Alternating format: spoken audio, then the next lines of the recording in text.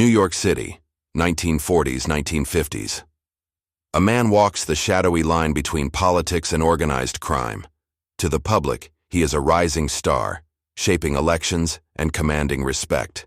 To the insiders, he is untouchable, a mafia ally running the city's democratic machine. This is the story of Carmine DeSapio, the man who turned political power into a personal empire and danced on the edge of the law. Chapter 1. The Making of a Political Kingpin. Bronx, 1928. Young Carmine DeSapio runs through the streets, dodging laundry lines and street vendors. The city hums with life, but beneath the surface, power is being brokered in smoke-filled back rooms and gambling dens. "Carmine!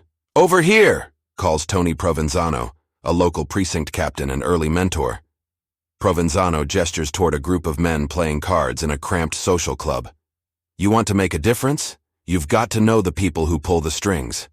DeSapio, barely 16, nods. "I want to help my neighborhood, make it better." Provenzano laughs softly. "You help by knowing who to talk to, who to watch, and who to owe favors to.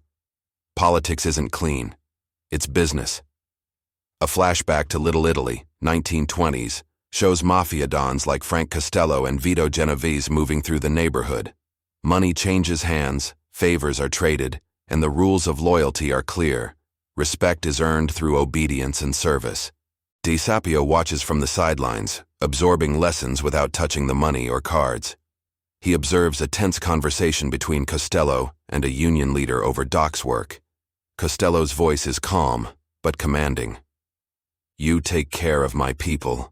I take care of yours," Costello says. This city runs because of deals, not votes. Back in the Bronx, DeSapio attends his first local Democratic Club meeting. The room smells of tobacco, coffee, and ambition. Older men whisper strategies and endorsements.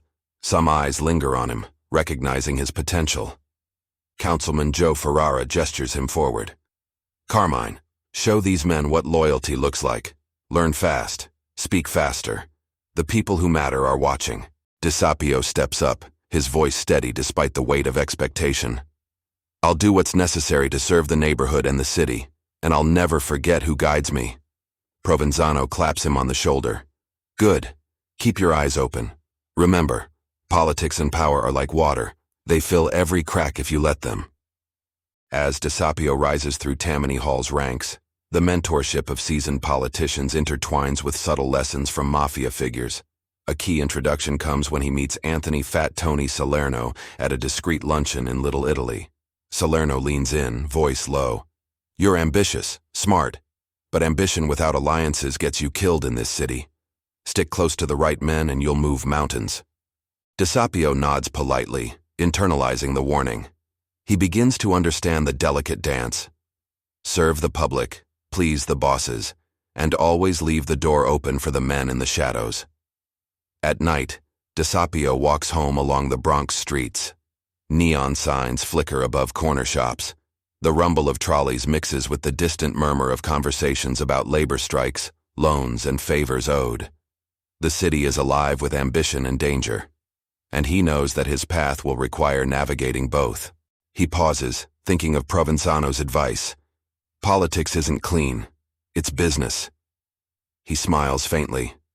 Then I'll learn the rules and play better than anyone. Chapter 2. The Tammany Ascent. New York City, early 1940s. The city is a labyrinth of neighborhoods, each with its own loyalties, favors owed, and silent debts.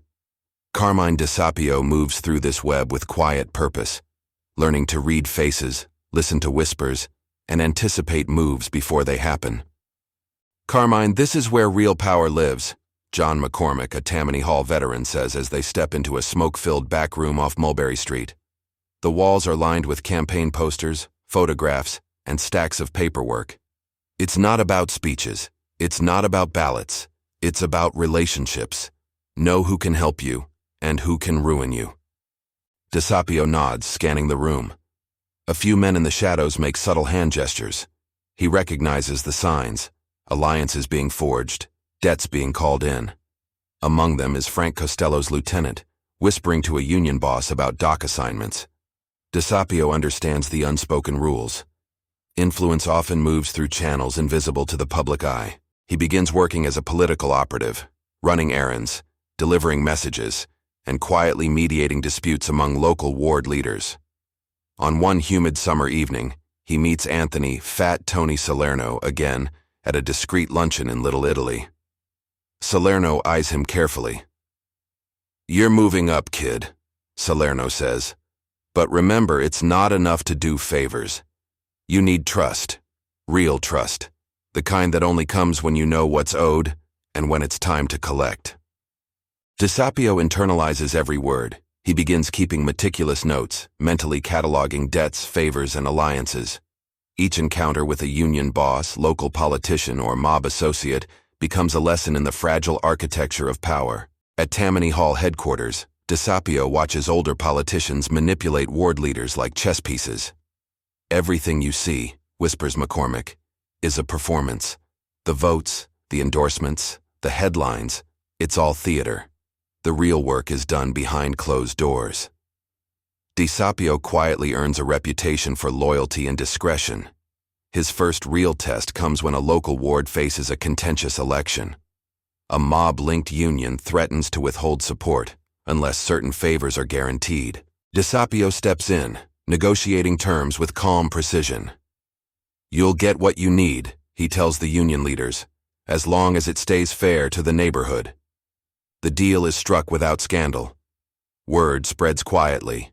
Carmine DeSapio is reliable, smart, and fearless, someone who can bridge politics and the street with equal ease. By 1948, DeSapio's influence extends beyond the Bronx. He becomes a rising star in Tammany Hall, respected for his strategic mind and his ability to manage delicate alliances. At a private gathering in Greenwich Village, he meets Vito Genovese's emissary, a man whose very presence commands caution. "You've got ambition," the emissary says. "But ambition without understanding the shadows is dangerous. Never forget the men who pull the strings you can't see." DeSapio smiles politely, absorbing the lesson. He has learned that success in New York politics isn't determined by speeches, campaigns, or public support alone. It's about knowing the intersection of power and loyalty, politics and organized crime. Late one evening, he sits in his small office overlooking the East River. Papers, maps of voting districts, and lists of debts and favors cover the desk. He pours himself a drink and mutters quietly, "If you know the streets, the unions, and the families, you can run the city without anyone noticing." A knock at the door. Provenzano steps in.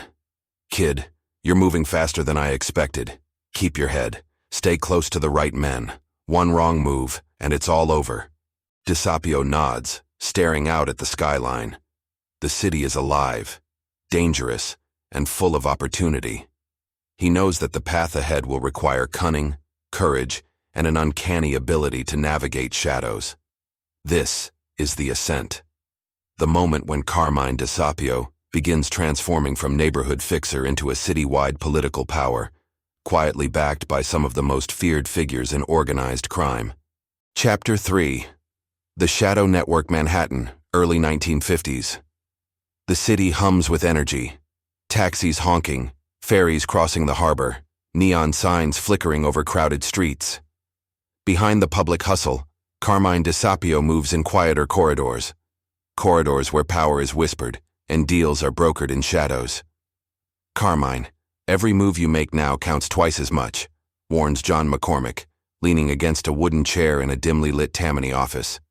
"The higher you climb, the sharper the knives, and the deeper the connections."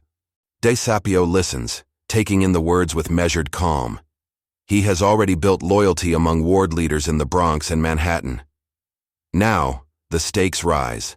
Citywide elections, influential unions, and, inevitably, the men who control the streets. A flashback takes him to Little Italy, to a narrow alley lined with brick buildings. Fat Tony Salerno leans against a stoop, speaking to a group of union foremen. "You follow the rules, you keep your jobs, and you pay what's due. No surprises." DeSapio recalls the tension in the air, the silent acknowledgement of authority that runs deeper than law or policy. These lessons will guide him through his next phase, creating a shadow network linking politicians, union leaders, and mafia associates. At a private meeting in a midtown restaurant, DeSapio greets Angelo, Big Ange LaMarca, a man with strong ties to the Genovese family. LaMarca slides a folded piece of paper across the table. "Carmine, this is a city map," LaMarca says. "Every ward, every precinct, every influential block. You'll see where loyalty counts most. Protect your allies, and you'll protect yourself." DeSapio examines the map, recognizing patterns, clusters of influence, areas of conflict, and territories controlled by mob-connected unions. He begins creating a mental ledger, noting debts owed, favors pending, and potential threats. He starts attending discreet union gatherings, ostensibly to discuss labor issues. But beneath the surface, he observes alliances forming, whispers of votes exchanged for favors, and the subtle push and pull of organized crime and politics intertwined. One night, at a luncheon in the Bronx, he encounters Frank Costello, the Mafia boss whose power reaches beyond the city. Costello's voice is low but commanding. "You see what's happening, kid? Politics isn't about speeches. It's about trust, control, and timing. One misstep, and your whole network collapses. One right move, and you can shape this city for decades." DeSapio nods. Costello's eyes are sharp, studying him like a chess player observing a promising pawn. "I understand," he replies. "Every move counts." By 1952, DeSapio has woven a complex web of influence. Precinct captains report to him, union leaders defer to his judgment, and certain mafia figures regard him as a reliable intermediary. Publicly, he is a young politician climbing the Tammany ladder. Privately, he is a man trusted by both politicians and mobsters, capable of manipulating outcomes without leaving a trace. During a tense meeting with a key Manhattan ward leader, a conflict arises over vote distribution. DeSapio steps in, calm and assertive. "Gentlemen," he says, "the city doesn't need conflict. It needs order. I've already spoken to the unions and the families. Everyone gets what's fair, and everyone gets paid." The room falls silent. The ward leader nods reluctantly. Even the most skeptical union foremen defer to his authority. At night, in his small office above a bustling street, DeSapio writes in his ledger, notes on wards, precincts, debts, and alliances. A dim lamp casts shadows across the paper, illuminating a growing empire of influence. He pauses, reflecting on his path. The mentorship of McCormick, the guidance of Provenzano, and the lessons from Salerno and Costello have shaped him. DeSapio knows the balance is delicate. One misstep could destroy him. But he is confident. He has learned the rules of the shadow network, and he is ready to use it to cement his power. This chapter closes on a quiet image. DeSapio looking out at the city skyline, aware that his influence now touches every corner of Manhattan and the Bronx. A citywide network invisible to the public, but powerful enough to bend politics and crime to his will. Chapter 4. The Rise to Power. New York City, mid-1950s. The streets are alive with energy, trolleys rattle, shopkeepers call out, and the hum of the city masks the quiet maneuvering of men who control the levers of power. Carmine DeSapio now stands at the threshold of something larger than a single ward or borough. He is positioning himself to run the entire Tammany Hall machine. "Carmine," says John McCormick, gesturing toward a map of voting districts spread across a table. "This isn't about one election anymore. It's about controlling how New York votes. Every ward, every precinct, every neighborhood matters. You pull the right strings, and no one challenges you." DeSapio studies the map, his mind calculating alliances, debts, and loyalty chains. He has already established trust with key mafia figures, Salerno, LaMarca, and others, whose influence over unions, docks, and local businesses is immense. These relationships are silent but binding. A flashback shows DeSapio during his early ward work, mediating disputes, delivering favors, and learning to walk the line between public service and personal gain. He remembers Provenzano's advice, "Stay close to the right men, and one wrong move won't end you." Now, the stakes are exponentially higher. DeSapio is no longer a rising local politician. He is a citywide power broker, quietly shaping elections while ensuring that the streets and the unions remain aligned with his interests. At a clandestine luncheon in Little Italy, Anthony Fat Tony Salerno leans over the table, voice low and serious. "You've moved fast, kid," Salerno says, eyes scanning the room. "But power is fragile. You control votes today, but tomorrow, loyalty shifts. Never forget the rules, favors, debts, and respect. Miss any of them, and everything collapses." DeSapio nods. "I understand. Every alliance, every favor, every debt, I keep track of it all." Salerno smiles faintly. "Good. You're learning the game." Meanwhile, Tammany Hall faces pressures from reformers, rival politicians, and public scrutiny. DeSapio uses his network to neutralize threats quietly. A union leader with connections to the docks threatens to endorse a reform candidate. DeSapio meets him privately, offering a compromise that benefits both the union and his allies. "See," DeSapio explains, "there's no need for conflict. Everyone gets something. No one loses." The union leader nods reluctantly, impressed by DeSapio's calm authority and thorough understanding of both the political and criminal undercurrents. During this period, DeSapio also mentors younger politicians, teaching them the intricacies of Tammany Hall while subtly instilling loyalty. To the public, he is a rising star with charm and intellect. Behind the scenes, he is methodical, calculating, and patient, building a machine that will allow him to consolidate influence and withstand scrutiny. A key moment comes when DeSapio negotiates with Vito Genovese's emissary, balancing the needs of unions, precincts, and Mafia interests. "You are smart," the emissary remarks. "Few politicians understand the streets like you do. Keep this balance, and you'll be untouchable." DeSapio smiles faintly. Untouchable, but never reckless. By the late 1950s, Carmine DeSapio is a rising Tammany Hall boss. He is now recognized as someone who can deliver votes, manage alliances, and navigate the dangerous intersection of politics and organized crime. Newspapers occasionally mention him, but the full extent of his power remains invisible to the public. At night, in his office overlooking the East River, he reviews precinct maps, union contacts, and Mafia affiliations. Every note, every name, every alliance is part of a growing web of influence. He pours a drink and mutters quietly, "Control is not given. It's built carefully, one connection at a time." This chapter ends with DeSapio looking out at the city skyline, confident yet aware that with power comes scrutiny, envy, and danger. The stage is set for his peak influence and the challenges that will follow, the very moments where loyalty, ambition, and crime collide in the corridors of New York politics. Chapter 5. The Height of Influence, New York City, early 1960s. Carmine DeSapio now stands as the face of Tammany Hall, a man who can influence elections, shape policies, and determine the fates of politicians across the boroughs.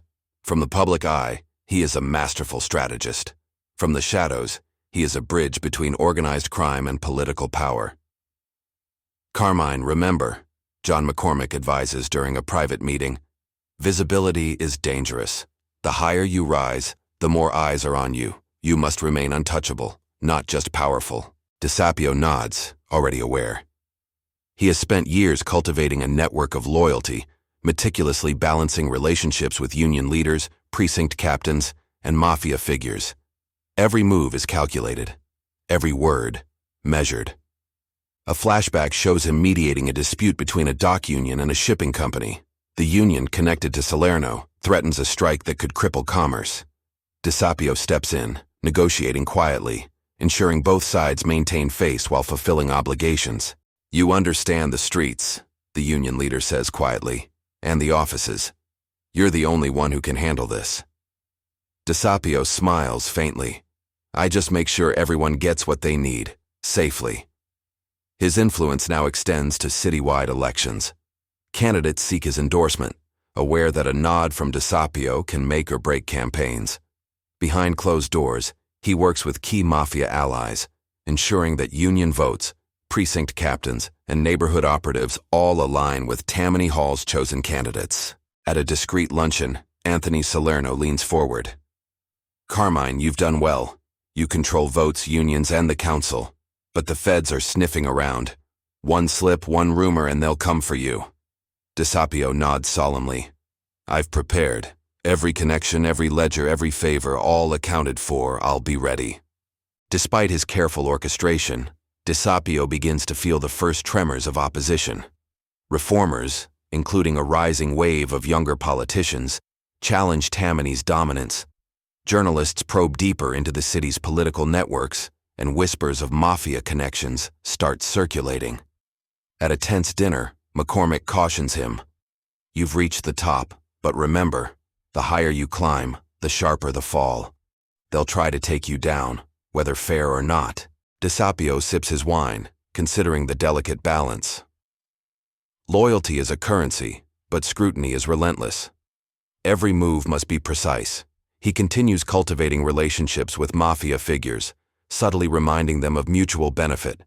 At a private club in Little Italy, Salerno remarks, "You're smart, kid. You keep the politicians in line and the families satisfied.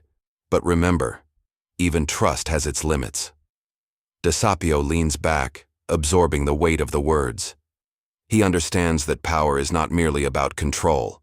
It is about perception, timing, and the silent enforcement of loyalty. By the mid-1960s, DeSapio's name becomes synonymous with Tammany Hall itself. Newspapers still write of him as a reform-minded politician, but insiders know the truth. He is a man who blends politics and organized crime seamlessly. Votes, favors, and influence are his tools. One evening in his office overlooking the city lights, he writes in his ledger, not numbers or dates, but relationships, debts, and alliances. Every detail matters. One wrong calculation could unravel everything he has built. DeSapio looks out at the skyline, reflecting on his journey from Bronx streets to citywide dominance. He knows the next chapter will be the most dangerous. Reformers are pressing harder, federal investigators are watching, and the Mafia's patience is not infinite. Carmine DeSapio is at the apex of power, fully in command yet acutely aware that his position is fragile, that loyalty, ambition, and law enforcement are all converging on him. Chapter 6. The Fall of Tammany's Shadow. New York City, late 1960s. Carmine DeSapio, once the unchallenged king of Tammany Hall, now feels pressure from every direction. Reformers push tirelessly to dismantle the machine he built. Journalists probe deeper into city politics, and federal agents quietly track connections to organized crime. "Carmine," whispers John McCormack one evening in a private office. "The winds are changing. The public is restless, the feds are listening, and some of our old allies are nervous. You can survive this, but only if you adapt."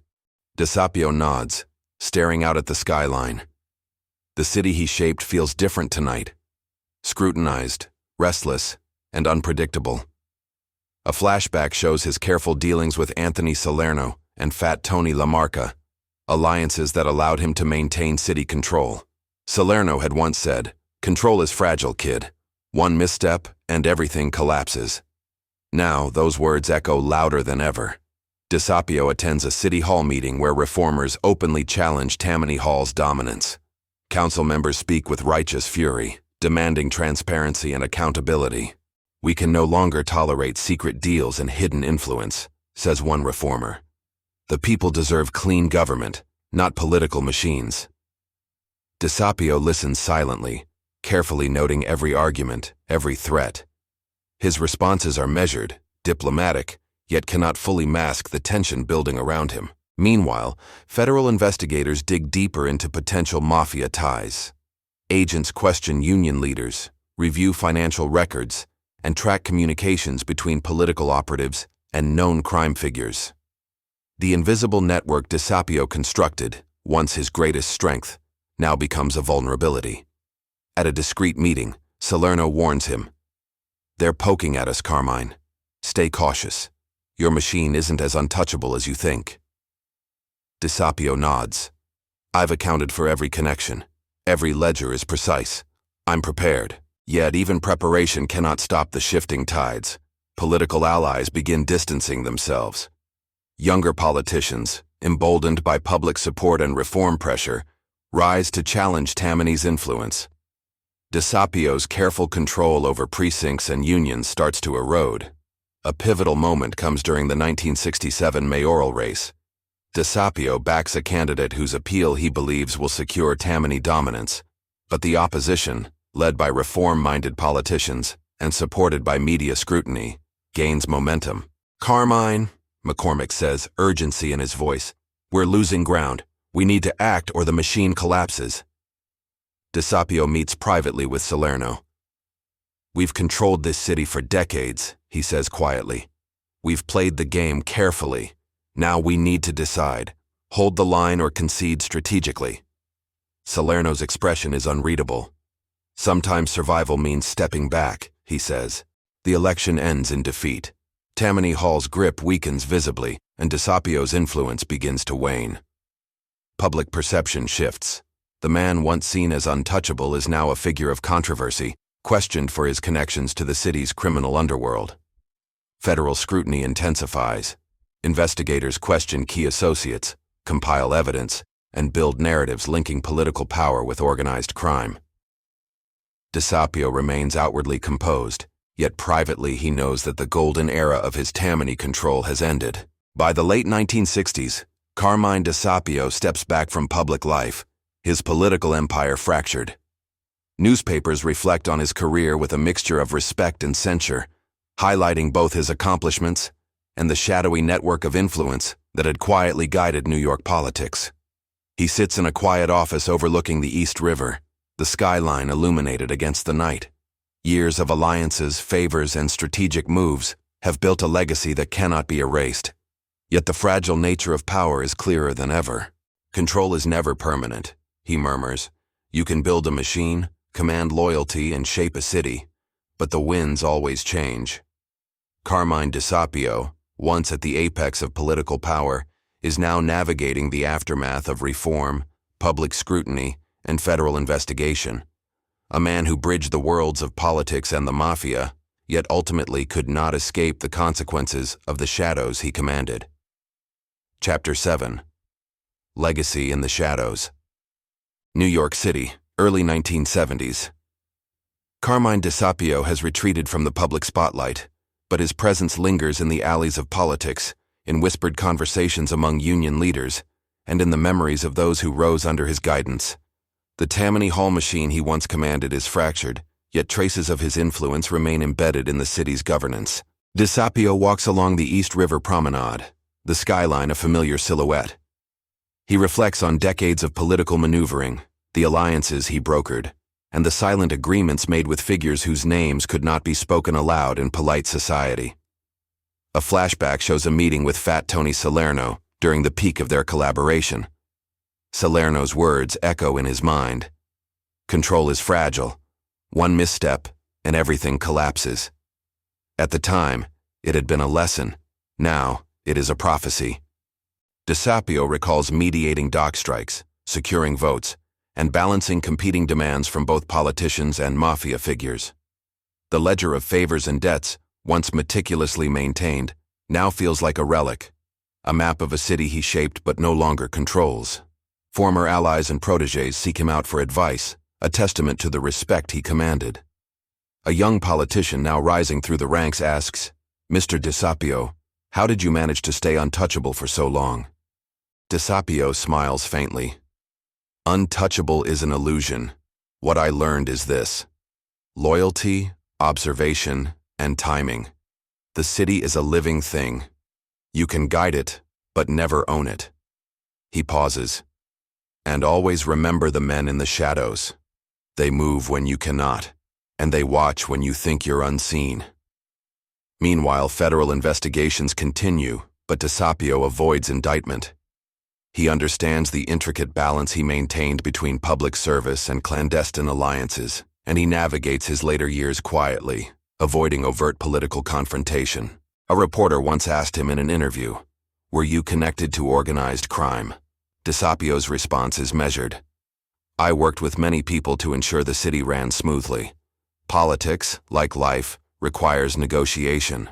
Sometimes the choices aren't clear-cut, but the work must continue." The younger generation of reformers now reshapes New York, diminishing the Tammany influence. Yet, in subtle ways, the lessons of DeSapio's era persist. Political operatives still cultivate loyalty, carefully balance interests, and understand that real power often resides in the unseen corners of the city. DeSapio visits a small office in Little Italy, where old associates gather.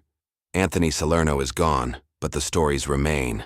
Deals struck, loyalty earned, and a city quietly molded by a man who bridged two worlds. Carmine, one former colleague says, "You were the last of the old machine. No one does it like you did." DeSapio nods. Perhaps.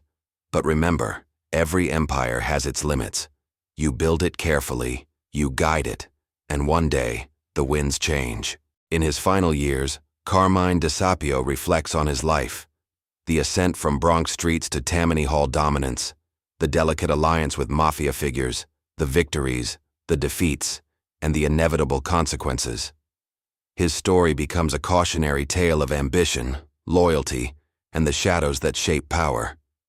He dies quietly, leaving behind a city that remembers him as both a reform-minded politician and a man who skillfully navigated the hidden corridors of influence. A legacy intertwined with both law and the Mafia.